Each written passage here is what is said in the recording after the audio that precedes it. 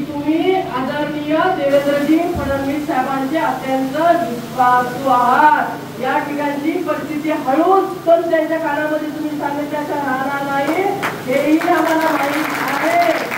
त्यामुळे इथली खरी परिस्थिती आणि हे सरकार स्थापन करण्यासाठीचा आग्रह या ठिकाणाहून लागणार असल्यामुळे हे सगळं व्यवस्थितरित्या तुम्हीच आता आमचे मोठे भाऊ म्हणून वरिष्ठांच्या कानावर टाकाल अशी अपेक्षा आहे। कारण असं आहे की आता तुम्ही विधान परिषदेचे सदस्य म्हणून परत एकदा विराजमान झाले, मीही त्या सभागृहामध्ये आहे।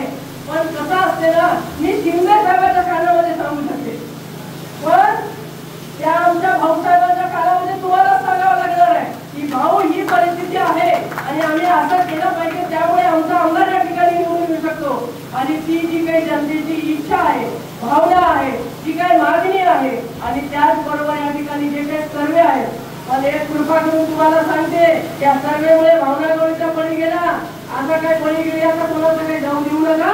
ही पण या ठिकाणी तुम्हाला मोठे भाऊ म्हणून या ठिकाणी आणि म्हणून आपल्याला हे सरकार परत विराजमान करायचं आहे आणि त्यासाठी एक आमदार आपला आला पाहिजे, तो महायुतीमधला कुठल्याही पक्षाचा असेल तो आला पाहिजे, अशी भावना आमच्या सगळ्यांचीच आहे। परंतु जी परिस्थिती आहे ती परिस्थिती वरिष्ठांकडे दिसत झाली पाहिजे, मांडल्या गेली पाहिजे। या भूमिकेची मी या ठिकाणी निश्चितच आहे आणि मला या गोष्टीची सुद्धा कल्पना आहे की आज रोजी आपली तिन्ही एबीपी माझा, उघडा डोळे बघा नीट।